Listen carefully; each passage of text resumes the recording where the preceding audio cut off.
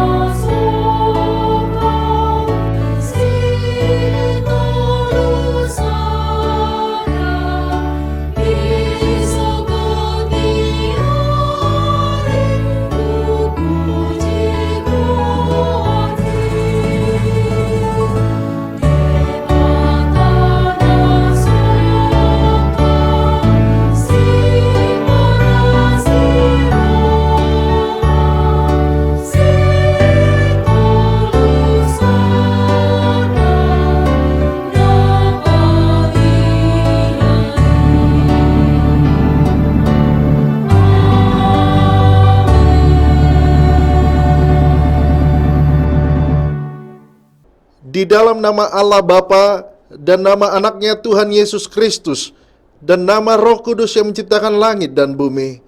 Amin. Demikianlah firman Tuhan Allah.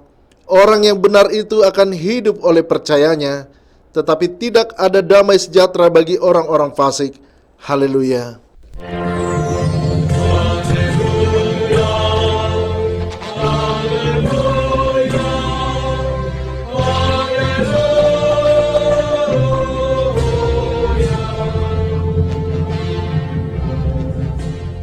Marilah kita berdoa.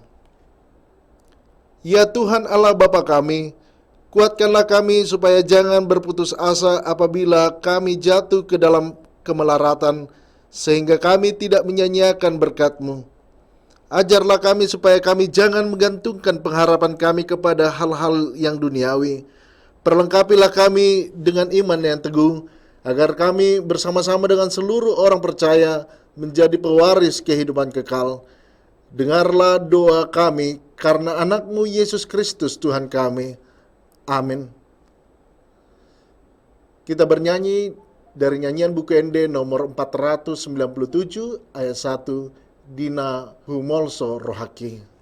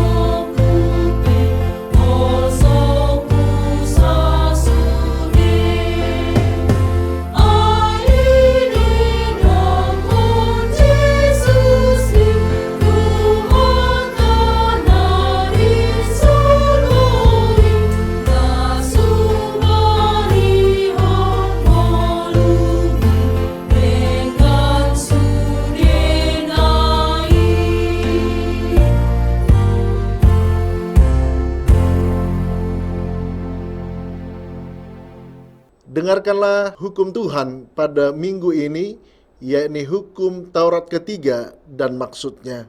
Jangan menyebut nama Tuhan Allahmu dengan sembarangan, sebab Tuhan akan menghukum orang yang menyia-nyiakan namanya. Maksudnya adalah kita harus takut serta kasih kepada Allah. Dengan demikian, jangan mengutuki, mengumpat, memakai guna-guna, berbohong, menipu memakai nama Allah, layak menyebut nama Tuhan Allah hanya dalam penderitaan, doa serta puji-pujian. Demikian hukum Tuhan, marilah kita memohon kekuatan dari Tuhan. Ya Tuhan Allah, kuatkanlah kami melakukan yang sesuai dengan hukum-Mu. Amin. Kita bernyanyi dari nyanyian buku ND nomor 441 ayat 1, Diau Tuhan Yesus.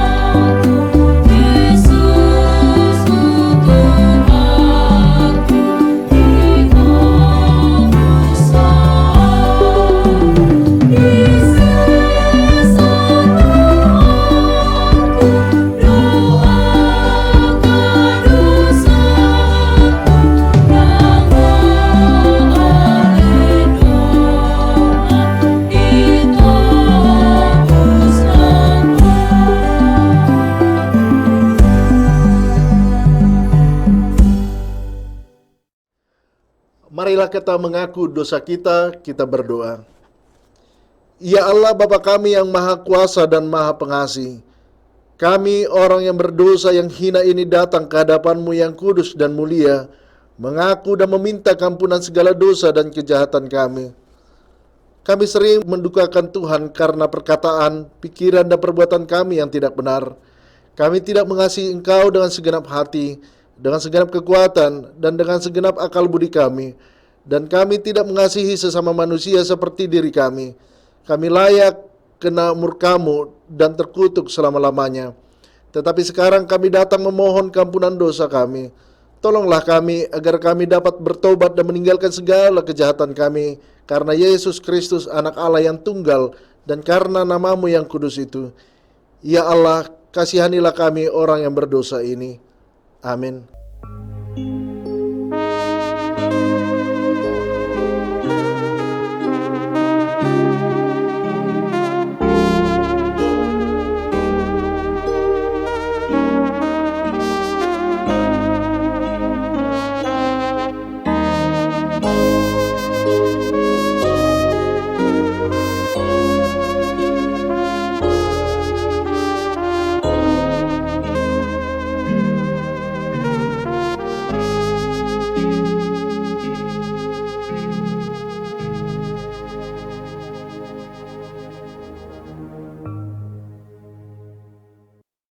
Janji Tuhan tentang pengampunan dosa kita. Namun jika seorang berbuta dosa, kita mempunyai seorang pengantara, ada Bapa yaitu Yesus Kristus yang adil, dan Ia adalah pendamaian untuk segala dosa kita, dan bukan untuk dosa kita saja, tetapi juga untuk dosa seluruh dunia. Kemuliaan bagi Allah di tempat yang maha tinggi. Amin. Kita bernyanyi dengan nyanyian buku ND nomor 436 ayat 1, Ai adong do Tuhaku.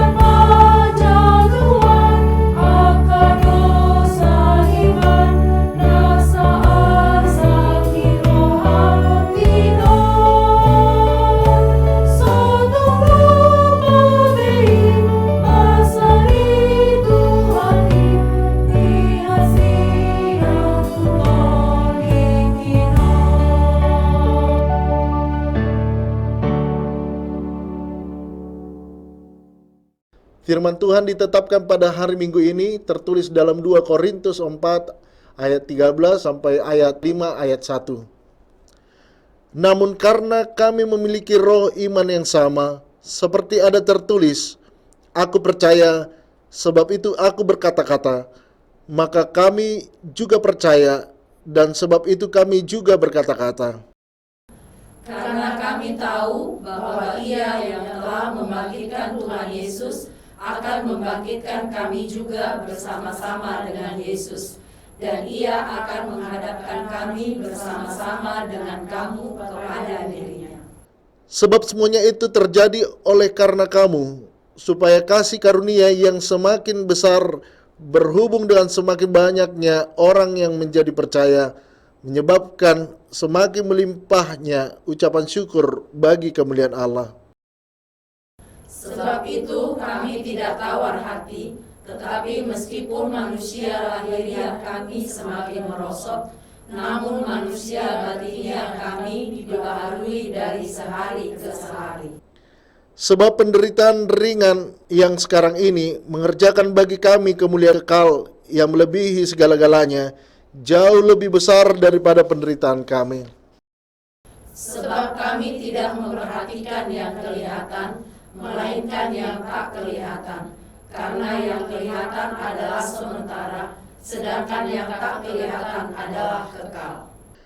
Karena kami tahu bahwa jika kemah tempat kediaman kita di bumi ini dibongkar, Allah telah menyediakan suatu tempat kediaman di sorga bagi kita, suatu tempat kediaman yang kekal yang tidak dibuat oleh tangan manusia. Demikianlah firman Tuhan. Berbahagialah orang yang mendengarkan firman Allah serta memeliharanya. Amin. Kita bernyanyi dari nyanyian buku ND nomor 714 ayat 1, Tuhan marmah kami.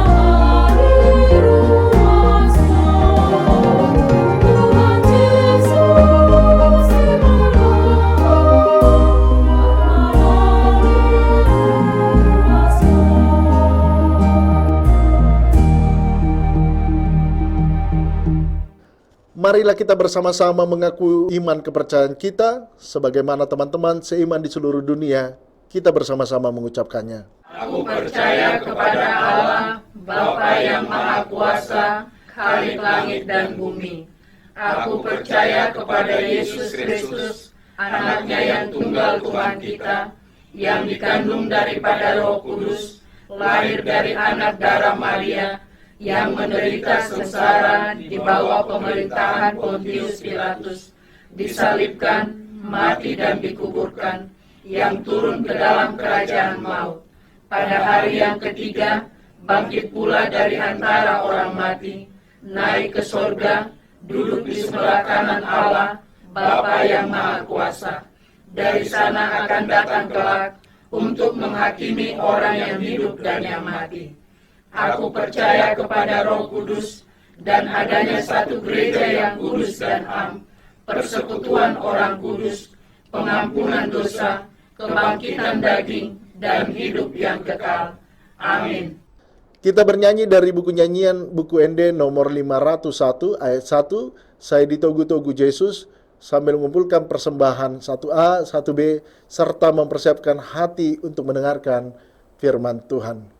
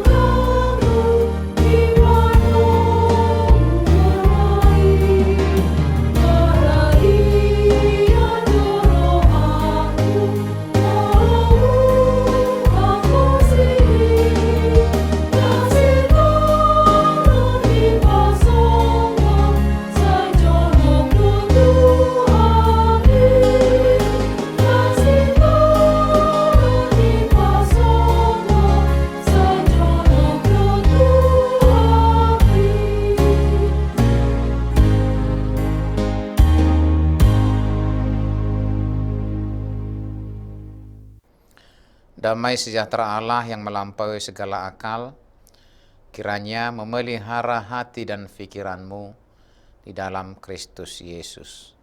Amin. Saudara yang dikasihi Tuhan Yesus Kristus, firman Tuhan yang menjadi khotbah pada ibadah minggu kedua setelah Trinitatis hari ini tertulis dalam kitab 1 Samuel 8 ayat 4-11. Beginilah firman Tuhan. Sebab itu berkumpullah semua tua-tua Israel, mereka datang kepada Samuel di Rama dan berkata kepadanya, Engkau sudah tua dan anak-anakmu tidak hidup seperti engkau. Maka angkatlah sekarang seorang raja atas kami untuk memerintah kami seperti pada segala bangsa-bangsa lain. Waktu mereka berkata, berikanlah kepada kami seorang raja untuk memerintah kami, perkataan itu mengesalkan Samuel. Maka berdoalah Samuel kepada Tuhan. Tuhan berfirman kepada Samuel, dengarkanlah perkataan bangsa itu dalam segala hal yang dikatakan mereka kepadamu. Sebab bukan engkau yang mereka tolak, tetapi akulah yang mereka tolak, supaya jangan aku menjadi raja atas mereka. Tepat seperti yang dilakukan mereka kepadaku, sejak hari aku menuntun mereka keluar dari Mesir sampai hari ini, yakni meninggalkan daku dan beribadah kepada Allah lain. Demikianlah juga dilakukan mereka kepadamu. Oleh sebab itu dengarkanlah permintaan mereka, hanya peringatkanlah mereka dengan sungguh-sungguh, dan beritahukanlah kepada mereka apa yang menjadi hak raja yang akan memerintah mereka. Dan Samuel menyampaikan segala firman Tuhan kepada bangsa itu yang meminta seorang raja kepadanya. Katanya, inilah yang menjadi hak raja yang akan memerintah kamu itu. Anak-anakmu laki-laki akan diambilnya dan dipekerjakannya pada keretanya dan pada kudanya, dan mereka akan berlari di depan keretanya. Demikian firman Tuhan. Saudara yang dikasihi Tuhan Yesus Kristus, jika kita melihat kisah yang dituliskan pada 1 Samuel 8 ayat 4-11, dalam bagian ini kita melihat tentang bagaimana bangsa Israel yang meminta seorang raja kepada Samuel. Mereka ingin seperti bangsa-bangsa lain yang memiliki seorang raja untuk memerintah mereka dan memimpin mereka dalam pertempuran. Permintaan ini sangat menyedihkan hati Samuel, dan ia pun berdoa kepada Tuhan. Dalam khotbah kita ini, kita melihat dua hal penting terkait doa Samuel itu, yakni permintaan bangsa Israel untuk seorang raja dan respon Tuhan terhadap permintaan tersebut. Saudara yang dikasihi Tuhan Yesus Kristus, Samuel menganggap permintaan bangsa itu adalah permintaan yang keliru. Israel ingin menjadi seperti bangsa lain. Mereka menginginkan seorang raja manusia untuk memimpin mereka. Keinginan ini sebenarnya adalah penolakan terhadap Tuhan sebagai raja mereka. Mereka lupa bahwa Tuhan sendiri telah memimpin mereka dengan setia sejak mereka keluar dari Mesir. Mereka lupa bahwa Tuhanlah yang memberikan kemenangan demi kemenangan bagi mereka. Keinginan untuk mengikuti pola dunia seringkali menyesatkan kita dari rencana Tuhan. Ketika kita memfokuskan diri pada apa yang dunia tawarkan, kita bisa kehilangan pandangan akan kekuatan dan bimbingan Tuhan dalam hidup kita. Kita mungkin merasa bahwa cara dunia lebih menarik atau lebih menjanjikan, tapi kita harus ingat bahwa hanya Tuhan yang benar-benar tahu apa yang terbaik bagi kita. Saudara yang dikasihi Tuhan Yesus Kristus, meskipun permintaan bangsa Israel menyedihkan hati Samuel, Tuhan memberikan izin kepada mereka untuk memiliki seorang raja. Namun Tuhan juga mengingatkan mereka melalui Samuel tentang konsekuensi dari pilihan mereka. Raja yang mereka inginkan akan mengambil anak-anak mereka untuk dijadikan tentara, pelayan, dan pekerja. Dia akan mengambil bagian yang terbaik dari ladang dan hasil panen mereka. Di sini kita melihat kebesaran hati Tuhan. Meskipun ditolak, Tuhan tetap mengasihi bangsa Israel. Dia mengingatkan mereka tentang konsekuensi pilihan mereka. Bukan karena dia ingin menghukum mereka, tapi karena dia ingin mereka sadar dan kembali kepadanya.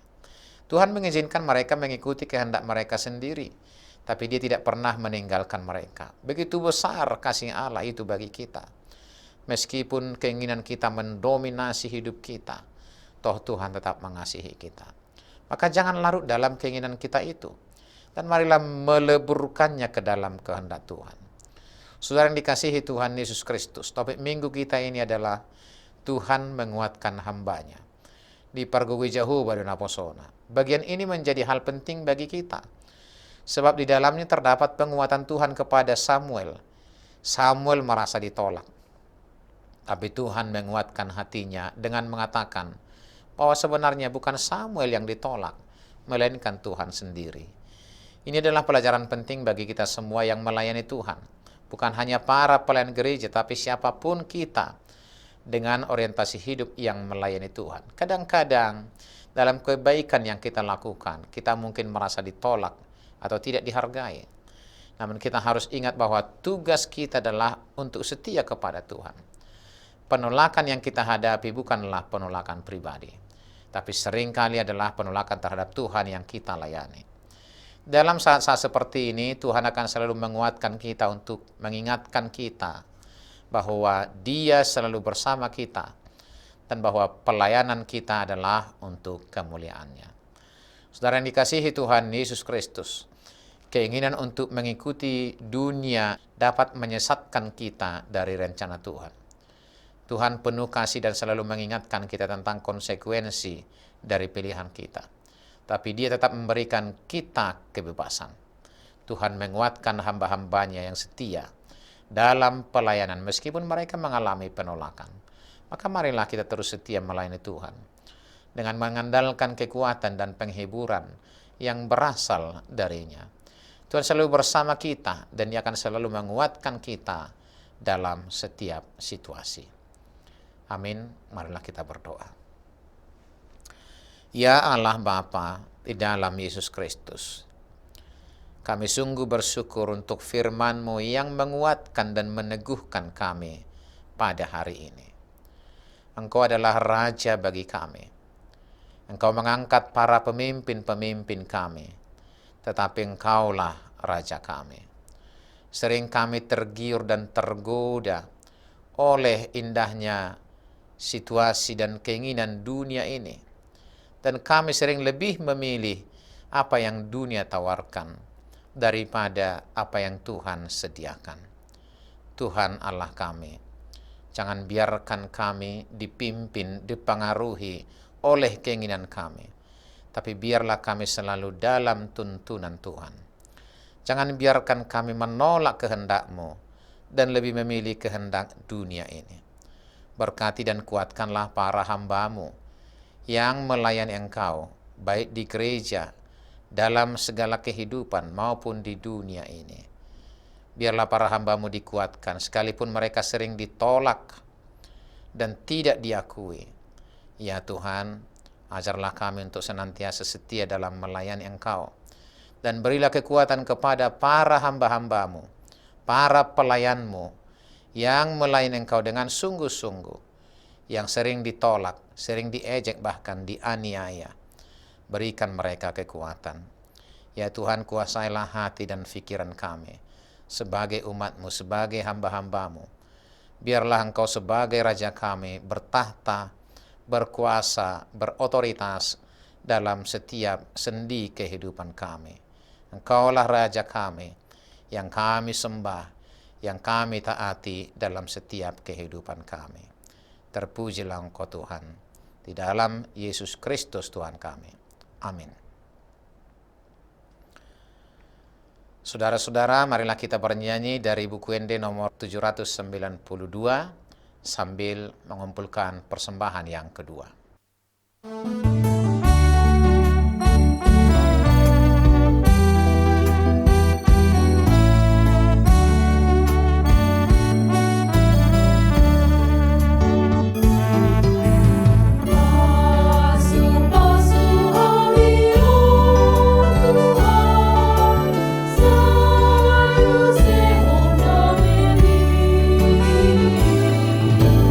Sangat berharga bagi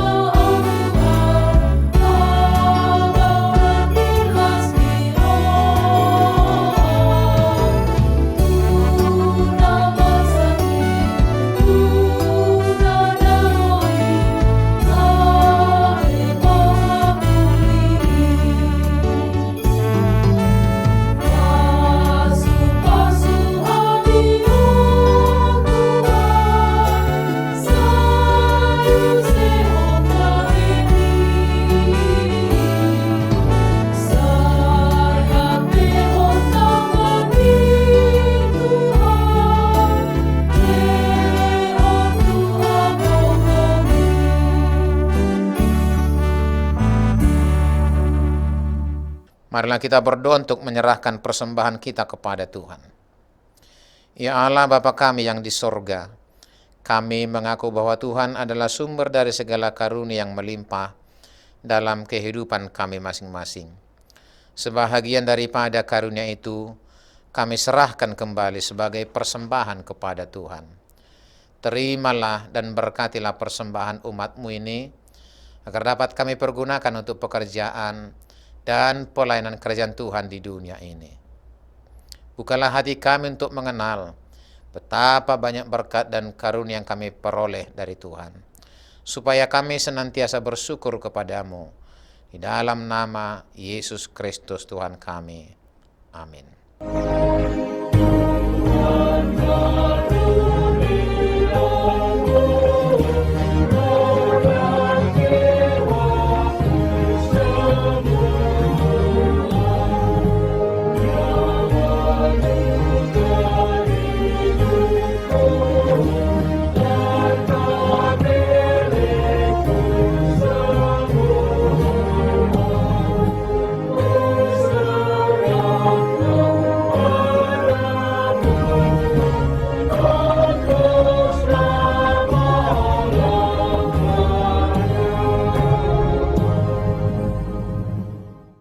Bapa kami yang di sorga, dikuduskanlah namamu. Datanglah kerajaanmu. Jadilah kehendak-Mu di bumi seperti di sorga. Berikanlah kami pada hari ini makanan kami yang secukupnya.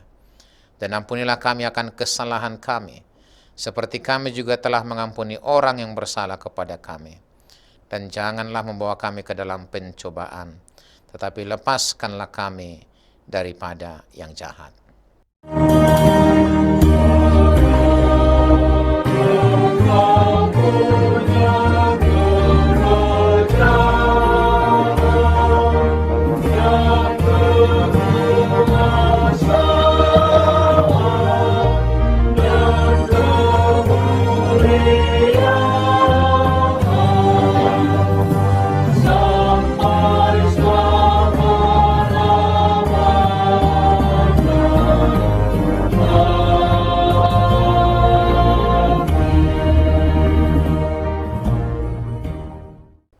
Terimalah berkat Tuhan. Tuhan memberkati engkau dan melindungi engkau. Tuhan menyinari engkau dengan wajah-Nya dan memberi engkau kasih karunia. Tuhan menghadapkan wajah-Nya kepadamu dan memberi engkau damai sejahtera.